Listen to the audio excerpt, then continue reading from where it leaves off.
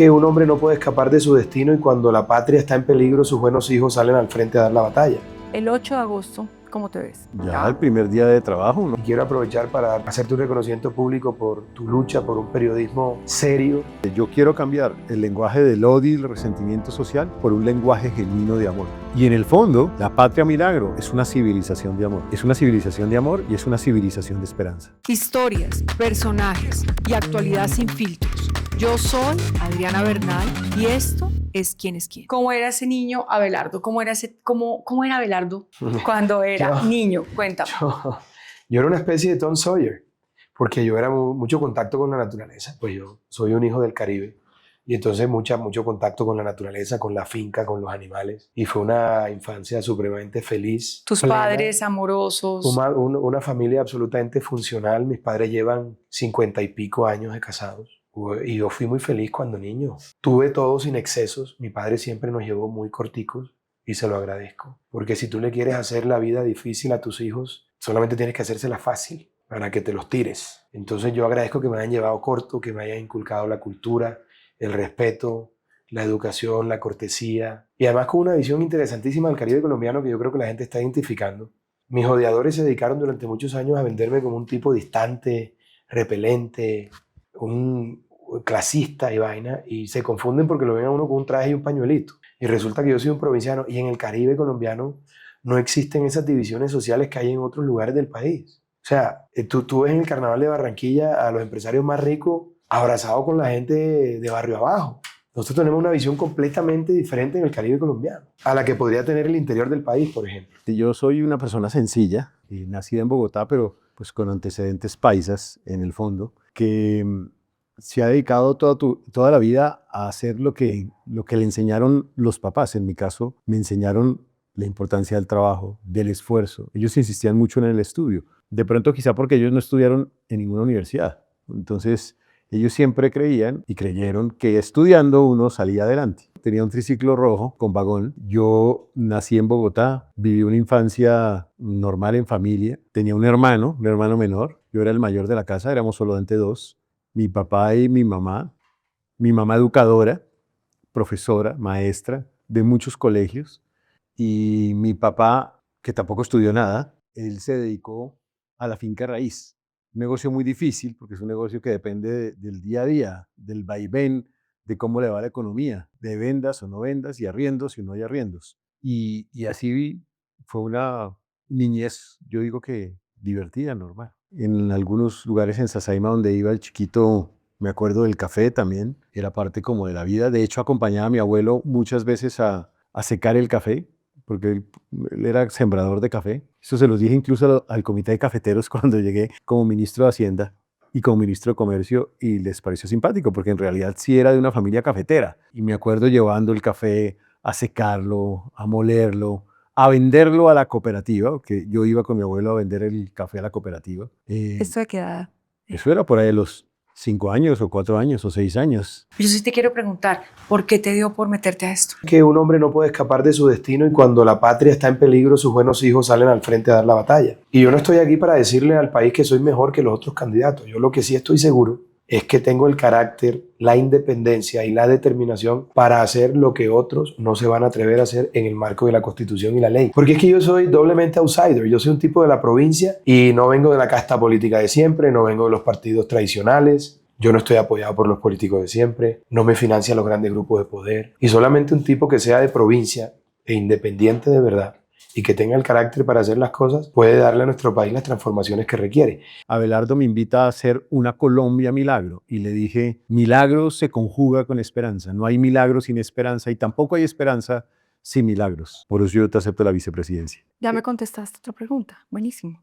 ¿Que por qué vas a aceptar la vicepresidencia? Pero fantástico, porque aquí viene otro tema y me parece clave, y es ¿cuál es la gota de esperanza que tenemos los colombianos? ¿Cuál es la gota que hay que regalarle a los colombianos de esperanza? Sí. Es una gota en donde seamos capaces de lograr un país que supere tanta camorra, tanta politiquería y corrupción, tantos escenarios de destrucción, de inseguridad, tanta falta de atención a elementos mínimos de dignidad humana, el acceso al agua, al acueducto, a la educación, a la salud, a la vivienda, la alimentación, para que no haya hambre. Yo creo que hoy Colombia está reclamando la gota de esperanza de una nación que sea capaz de tener un proyecto de largo plazo y que no siga en una discusión torpe de patria boba del pasado. Yo creo que hay que superar esa discusión y empezar a construir un país proyectado al 2050. Y mi tarea como vicepresidente va a ser proyectar el país al 2050, para lo cual hay que acercarse al mundo, claro, para lo cual hay que enfrentar los desafíos fiscales, energéticos, todos los desafíos, pero sobre todo hay que enamorar a Colombia del futuro, porque aquí nos hemos acostumbrado a ver solo el pasado y acostumbrar a Colombia al futuro es, bueno, y vamos a proyectar un país en quinta revolución industrial, con inteligencia artificial, con robótica, Internet de las cosas, biotecnología, o vamos a quedarnos en el pasado. Vamos a proyectar un país en agroindustria, con productividad, aprovechando la altillanura como el Mato Grosso colombiano, o nos vamos a quedar en la lógica del pasado. Vamos a proyectar un país con nuevas energías, eólica, solar, nuclear, o nos vamos a quedar en el pasado. Entonces, yo creo firmemente que este es el momento para proyectar un país que sea capaz de enamorarnos a todos los colombianos. Y mi tarea ha sido inyectarle esa dosis de corazón y de esperanza a esta fórmula, que entre otras además es una fórmula complementaria porque aborda los problemas del país con una forma distinta de hacer política sin dejar de tener una dosis de esperanza. Estas son unas tarjetas. Tú vas a sacar 10 tarjetas, las 10 tarjetas que quieras, de donde quieras, como las quieras. Solo 10. Las que quieras. Yo te pongo 10, pero si las quieres todas son para ti. Vale, hagámoslo. ¿Qué haces ahí? Lees y pones la tarjeta al frente de la cámara. Verdades incómodas, pues las que le estoy diciendo al país en la campaña. ¿Cómo Y eso cuáles? no le gusta a mucha gente, que este gobierno se alió con el narcoterrorismo y con los bandidos en las ciudades y con los narcoterroristas en las regiones para a punta de fusil interferir en las elecciones y alterar la voluntad popular. Verdades incómodas. De pronto en esta campaña electoral hay que decir que los colombianos tienen que saber que nosotros no podemos seguir con la misma politiquería de siempre. Es una verdad que hay que entender y que eso significa renunciar a esa vieja lógica de hacer política tradicional, en donde uno va sumando loguitos de partidos políticos. El resultado electoral demostró que eso no funciona para nada y que hoy los colombianos quieren independencia. Para mí ese fue una lección muy importante en la forma de hacer política hoy y que es indispensable hablarle al pueblo colombiano con sus necesidades. Límites, claro, la Constitución y la ley. Sencillo. ¿Cuáles son mis límites? La Constitución y la ley. Ahí está todo definido. Nuestros padres de la patria definieron cuál es la filosofía de la colombianidad. El Libertador dijo libertad y orden. Y el general Santander dijo imperio de la ley. Ahí está todo. Mis límites son la Constitución y la ley. Uno siempre tiene que poner límites en la vida y tiene que poner límites que estén basados en tus principios esenciales. Esta campaña para mí ha sido muy linda porque define unos principios esenciales. En el fondo son tus límites. ¿Cuáles son esos principios esenciales? Respeto a la libertad, todas las libertades. Respeto a la iniciativa privada. Defensa de la familia como la célula básica de la sociedad. Volver de nuevo a Dios, incluso en el ejercicio de la política. Hablar claramente de todos estos principios sin ambajes y sin temores. Y eso te facilita la vida porque tú no escondes absolutamente nada. No tienes que dejar de decir nada. No te da temor decir algo que en el escenario de la política tradicional, no, la gente se cuida de tal vez no digo esto porque tal y pascual. No, aquí hablamos de frente y sin ambajes. Espiritualidad, bueno, absolutamente renovada. Tuve una conversión hace 5 años. Dios cambió mi vida y estoy feliz por eso. Y quiero tener la fuerza de David, la visión de Nehemías para reconstruir a Colombia, la entereza de Daniel, la voluntad de Ciro y poder transformar a Colombia. Esta no solamente es una guerra política, es una batalla espiritual. Y por eso quiero ser el Ciro de Colombia.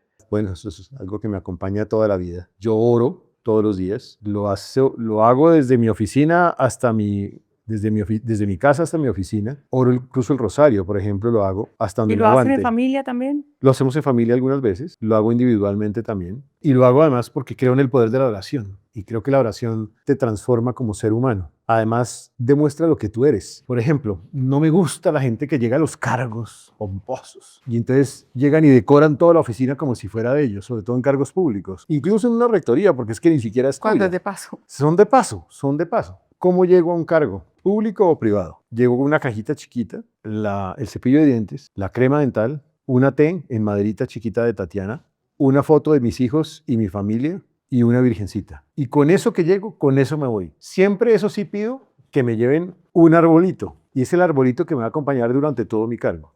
Se ¿Es dio, un bonsai? puede ser un bonsai o un arbolito distinto. Pero es un arbolito. No me gustan las florecitas, sino los arbolitos. Me gustan los árboles. En la EA tenía un bonsai. Y cuando me fui, se lo regalé a la universidad, porque era muy lindo además el bonsái. Siempre se lo regalo a la persona que más me sirvió. Normalmente es la que me sirve los tintos, la que me sirve el desayuno, la que me atiende todo el tiempo. Y así lo hice en todos los sitios donde he estado. En el único sitio donde no se dio el arbolito, porque es que la energía no es muy divertida, fue en Hacienda. Tío, porque si era en el Ministerio de Hacienda. Yo decía, me imaginé. mierda, ¿por qué todos los arbolitos que traigo se mueren? La energía se lo mataban. Hasta que una persona me dijo, no, aquí la única solución es que no sea un arbolito, sino es como una matica que parece un arbolito, ¿De que plástico? se llama la monedita china. Ah, ya sé cuál es. Sí. Esa sí se dio perfecta, claro. La monedita china, pues ahí se reproducía todo el tiempo. Pero además no me era consta igual. de la austeridad de sus oficinas y de todo, y dice mucho de él. Pero además de la amabilidad con que siempre recibes en tus oficinas, así estés hasta acá. Y a de ustedes, verdad. a los medios y a todo el mundo que me Siempre, escribe. Yo nunca dejo de siempre, contestar un chat. Siempre. Nunca dejo de contestar un chat. Ahorita estoy en problemado. Tengo a mi secretario privado regañado porque me están llegando por minuto, o sea, por cada media hora me llegan más o menos 500 chats y ya no alcanzo a contestar. Claro. No, O sea, me ya se imagino. vuelve imposible. Además, es fruto, entre otras, además de algo que me ha acompañado en mi vida. Yo no cambio de número celular. Nunca he cambiado de número celular porque para mí eso es como cambiar de esposa. No va a cambiar de esposa. Es mi número celular toda la vida. ¿Para qué cambiar de número celular? La gente cambia de número celular pues para que no le sigan llegando las llamadas. No, porque entonces pierdes toda tu red y conocidos. Claro, y además aquí esto va a pasar. Exacto. También. Y también toda esa red es la que Y está eso me lo moviendo. enseñaron los paisas cuando estuve allá en Antioquia. Arrieros hemos y en el camino nos vemos. Así es. Segundas oportunidades, sí. Hay gente que las merece, otra que no. Por ejemplo, los violadores de niños, los asesinos de mujeres, maltratadores. Cuando el ser humano cruza ciertas fronteras, no hay regreso. Es que, a ver, ¿cómo se puede socializar, resocializar a un tipo que toca o viola a un niño? Eso es un monstruo y hay que tratarlo como tal. Yo por mí lo fusilaría.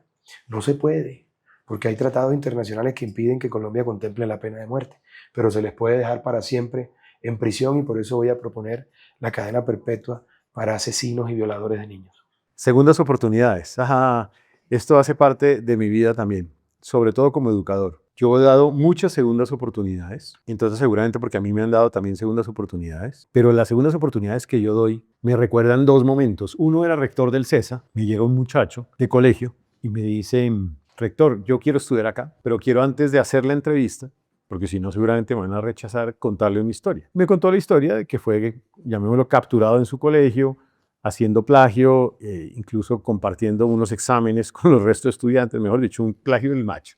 Le pregunté, ¿qué aprendiste de eso? Y se demoró como media hora explicándome la historia, tal. ¿Qué crees tú que debería suceder de aquí en adelante? Tal. Y le dije, apenas terminé esa conversación, estás admitido en el CES. No, pero no he pasado entrevista, estás admitido. Estás admitido porque haces parte de mis segundas oportunidades. Y algo similar me pasó siendo rector del Rosario. Llegó un muchacho de otra universidad que también había sido capturado en plagio, otra historia. Lo mismo, la misma historia, y le di la oportunidad. El segundo fue colegial de número de la Universidad del Rosario, o sea, el mejor estudiante. Y el primero fue matrícula de honor en el CESA. O sea, es una demostración de que uno sí tiene que dar segundas oportunidades y que las segundas oportunidades cambian la vida de los seres humanos. De pronto esta conversación sea un motivo para que de alguna manera muchos de ustedes hayan recibido esta gota de esperanza y para que nos ayuden también a construir gotas de esperanza, pero para el país. Los necesitamos para regalarle gotas de esperanza a Colombia y para que logremos todos juntos enamorar a la mayoría de los colombianos de una nación de la cual valga la pena sentirse orgulloso. Llegó el momento de construir una patria milagro. Queremos ver al ser humano y gracias por este tiempo. Gracias a ti, Ana. Gracias porque sé que estás, vuelvo y digo, Para ti, quién y qué, que es mi casa, siempre habrá lugar. Y quiero aprovechar para hacerte un reconocimiento público por tu lucha por un periodismo serio, porque Colombia tiene mucho activista disfrazado de periodista, y cuando uno encuentra medios serios como el tuyo que están en busca de la verdad, de contar los hechos y de conocer la humanidad de los personajes públicos, eso sin duda alguna es loable en un país en el que hay más activismo que periodismo, lamentablemente. muchas gracias. Gracias a ti, Adri. De verdad, gracias. Gracias, y para todos los televidentes de Quién y Qué les quiero decir claramente que hoy más que nunca estoy firme por la patria.